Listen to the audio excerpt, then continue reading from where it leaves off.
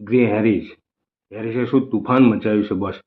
40 બોલમાં 85 રન લગાવી દીધા, 10 ચોક્કા અને 5 છક્કા.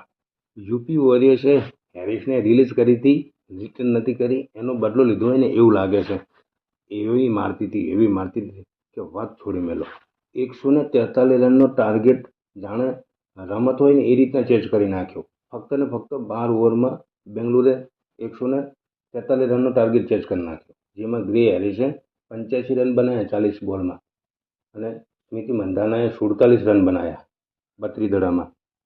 એક વિકેટના નુકસાને બેંગ્લોરે 145 રન બનાવી દીધા 12 ઓવરમાં અને મેચ જીતી લીધી અને પોઈન્ટ ટેબલમાં પહેલા નંબરે પહોંચી ગયું.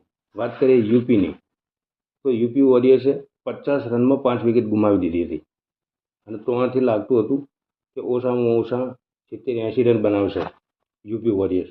પણ દીપ્તિ શર્મા અને ડોટિન બંને જણે જોરદાર બેટિંગ કરી અને યુપી વોરિયર્સને 143 રને પોકાડી દીધું, જેમાં દીપ્તિએ 45 રન માર્યા અને ડોટિને 40 રનનું યોગદાન આપ્યું હતું. આ બે સિવાય કોઈ ખેલાડી સારું પ્રદર્શન કરી શક્યું નથી.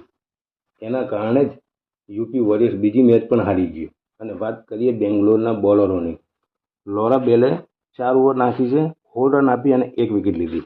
શ્રેયસ પાટીલે 4 ઓવરમાં 50 રન પડ્યા છે પણ 2 વિકેટ મળી છે એને.